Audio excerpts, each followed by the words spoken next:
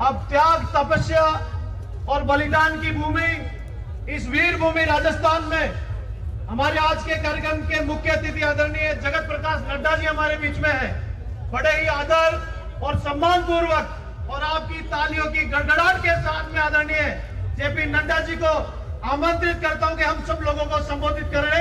बोलो भारत माता की वंदे।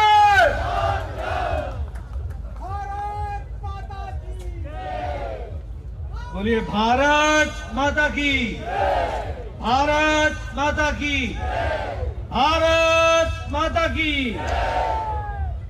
आज के इस तिरंगा यात्रा के कार्यक्रम में मंच पर उपस्थित राजस्थान के संवेदनशील और यशस्वी मुख्यमंत्री सम्माननीय भजनलाल शर्मा जी, हमारे प्रदेश के जुझारू और कर्मठ प्रदेश अध्यक्ष सम्माननीय मदन राठौर जी, हमारे विधानसभा के अध्यक्ष श्री वासुदेव देवनानी जी, हमारे प्रभारी और भारतीय जनता पार्टी के महामंत्री राधा मोहन दास अग्रवाल जी, श्रीमती दिया कुमारी जी उप मुख्यमंत्री, श्री प्रेमचंद बेरवा जी हमारे उप मुख्यमंत्री, और यहां उपस्थित सभी मंत्रीगण, विधायकगण, सांसदगण और यहां उपस्थित मेरे नौजवान साथियों, आज हम सब लोग इतनी बड़ी संख्या में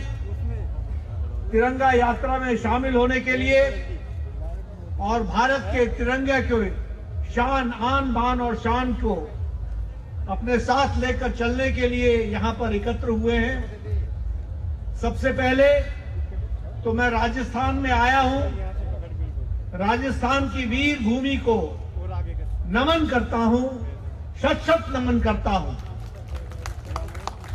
यह भूमि वीरों की भूमि है, कर्मवीरों की भूमि है।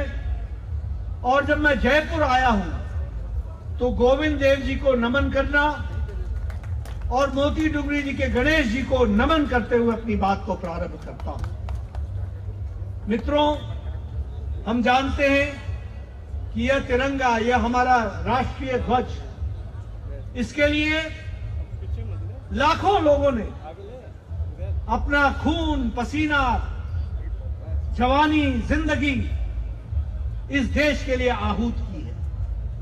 और तब जाकर के ये तिरंगा, ये ध्वज, ये राष्ट्रीय ध्वज, ये आजादी हम सबको मिली। इसलिए आज जब हम तिरंगा यात्रा निकालते हैं तो उन वीर सपूतों को, उन राष्ट्रभक्तों को जिन्होंने देश के लिए अपनी कुर्बानी दी, जिन्होंने अपने देश के लिए सब कुछ न्यौछावर कर दिया, उनको भी हम शत शत नमन करते हैं और उनको नमन करके उनसे हम एक तरीके से ऊर्जा भी लेते हैं। हम आज कृतज्ञ हैं उन भारत मां के सपूतों की जिन्होंने हमको ये आजादी दिलाई है। और हम आजाद भारत के सदस्य ही नहीं बने, बल्कि दुनिया की प्रजातंत्र की जननी, मदर ऑफ डेमोक्रेसी, भारत में सबसे बड़ा प्रजातंत्र को फिर से स्थापित करने में जो उनका योगदान है, उसको हम शत शत नमन करते हैं। ये उनकी देशभक्ति की भावना थी, ये स्वतंत्रता की चाहत थी, जिसके कारण आज हमको आजादी मिली। और जब हम तिरंगा यात्रा में अपने आप को शामिल करते हैं तो हमें वो ऊर्जा भी मिलती है, देशभक्ति की ऊर्जा मिलती है, देश के लिए समर्पण की ऊर्जा मिलती है, देश के लिए मर मिटने की ऊर्जा मिलती है। और इसलिए इस तिरंगा यात्रा को मात्र सिर्फ तिरंगा यात्रा ध्वज नहीं है, ये हमारे लिए भावनाओं से जुड़ा हुआ है और 140 करोड़ देशवासियों को दिशा दृष्टि देने वाला है।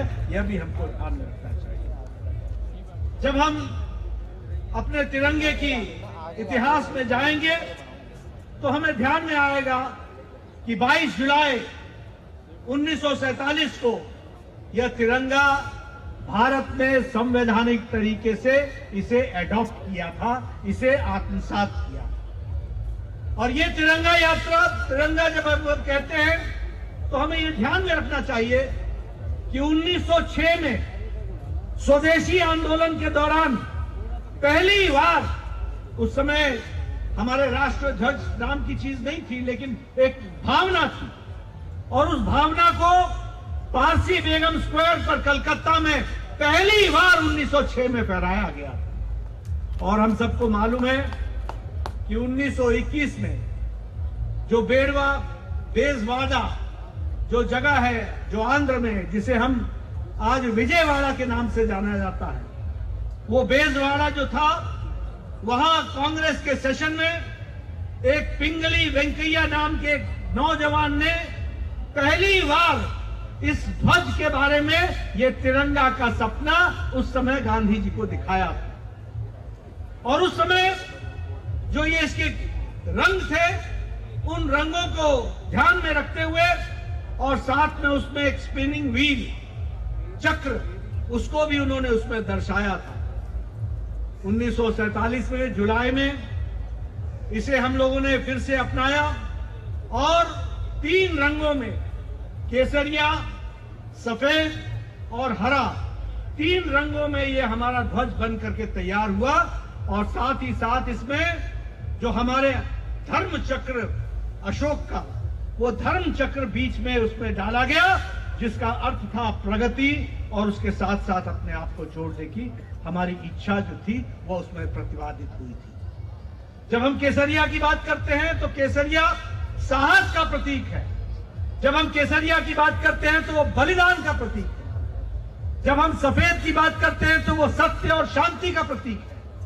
और जब हम हरे रंग की बात करते हैं तो देश में हरियाली आए और समृद्धि आए, इसका प्रतीक बनता है। इसको हमको ध्यान देना। और ये जो अशोक चक्र है, यह चक्र परिवर्तन की निशानी है, प्रगति की निशानी है, आगे बढ़ने की निशानी है। और इस तरीके से ये राष्ट्रीय ध्वज हमें हमेशा प्रेरित करता रहा है, और अशोक चक्र के साथ ये सुशोभित होता रहा है। हम यह भी जानते हैं कि आज जब हम तिरंगा यात्रा में यहां पर एकत्र हुए हैं, तो 2022 में जब भारत अपने आजादी का अमृत महोत्सव मना रहा था, उस समय हमारे यशस्वी प्रधानमंत्री नरेंद्र मोदी जी ने कहा था, यह तिरंगा सिर्फ सरकारी भवनों के ऊपर फहराने वाला ही यह ध्वज नहीं है।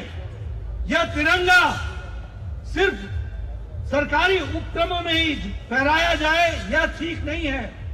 यह घर घर में फहराया जाना चाहिए और हर लोगों के दिलों में बसना चाहिए। इस बात को उन्होंने कहा। और तब से आपको पता है कि प्रभात फेरियां निकली 2022 में। प्रभात फेरियों के साथ साथ तिरंगा यात्राएं निकली। हर घर में तिरंगा फहराया जाए, ऐसा एक जन आंदोलन चला। और आज हम सब के लिए खुशी का विषय है कि अब हर साल 2022 के बाद प्रधानमंत्री मोदी जी ने इस तिरंगा यात्रा को एक जन आंदोलन में परिवर्तित कर दिया और हमारे नौजवानों को प्रेरित किया। और जब हम जन आंदोलन कहते हैं तो पहली बार 2022 के बाद करोड़ों की संख्या में तिरंगे फहराए गए। करोड़ों की संख्या में हर घर तिरंगा, ये नारा हम लोगों ने निकाला और इस नारे के साथ अपने आप को हम लोगों ने आत्मसात किया। यह भारत की एकता, भारत की विविधता और मजबूती का जीवन प्रतीक है और इसके प्रति हमें हमेशा कृतज्ञ रहना चाहिए। इस बात की हमको प्रेरणा मिलती है। मैं यहां कोई राजनीतिक बातचीत नहीं करना चाहता, लेकिन एक बात ध्यान जरूर लाना चाहता हूं। अभी अभी हमारे मदन राठौर जी सांसद बैठे हैं, हमारे घनश्याम तिवारी जी सांसद बैठे हैं, अलका गुर्जर जी बैठे हैं, हमारे सभी विधायक लोग बैठे हैं, हमारे वरिष्ठ नेता राजेंद्र राठौर जी बैठे हैं, सब लोग बैठे हैं। अभी अभी राज्यसभा में prevention of the insult of the national honours amendment act 2026 हम लेकर आए। अब आप देखिए, 55 साल पहले 1971 में prevention of insults of national honour act 1971 आया था, जिसमें यह कहा गया था कि हमारे राष्ट्रीय मानदंडों को, जो हमारे राष्ट्र के स्वरूप है, वो चाहे संविधान है, चाहे वो हमारा गान है, चाहे वो हमारी ध्वज है, इसकी अपमान नहीं सहा जाएगा, यह दंडनीय होगा। यह 1955 में कहा गया। लेकिन पता नहीं क्या कारण रहा कि हमने राष्ट्रगान जोड़ दिया, हमने संविधान जोड़ दिया, हमने राष्ट्रध्वज जोड़ दिया, लेकिन हमने वंदे मातरम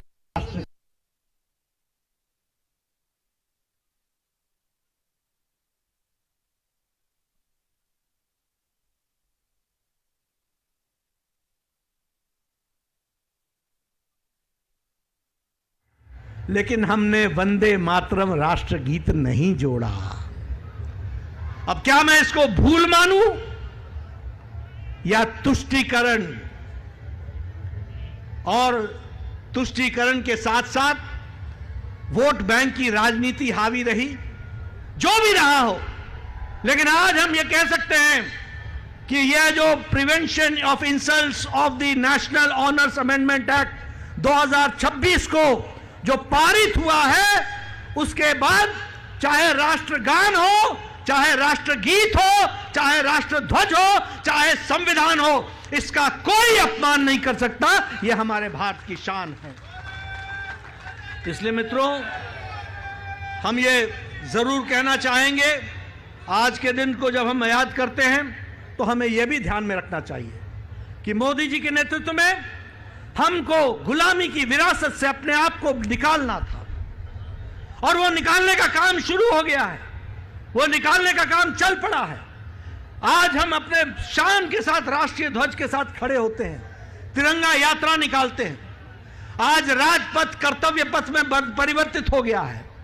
आज नॉर्थ ब्लॉक और साउथ ब्लॉक कर्तव्य भवन में परिवर्तित हो गया है। आज वहां जो जॉर्ज की मूर्ति होती थी कभी, आज वहां इंडिया गेट पर सुभाष चंद्र बोस जी की मूर्ति है। इस बात को हमको ध्यान में रखना चाहिए। और मुगल गार्डन्स के जाम पर अब अमृत उद्यान हो गया है, और प्राइम मिनिस्टर ऑफिस के नाम पर अब सेवा तीर्थ हो गया है, और नागरिक देवो भव हो गया है।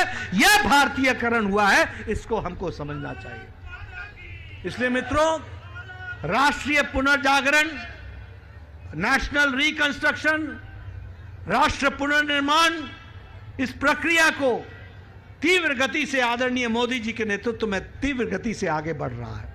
याद करिए, 12 साल 13 साल पहले यही फ्रेजाइल इकोनॉमी थी, यही फ्रेजाइल 5 कही जाती थी। इसी को पॉलिसी पैरालिसिस कहते थे, इसी को पिछलग्गू देश कहते थे, इसी को घुटनों में रेंगने वाला देश कहते थे।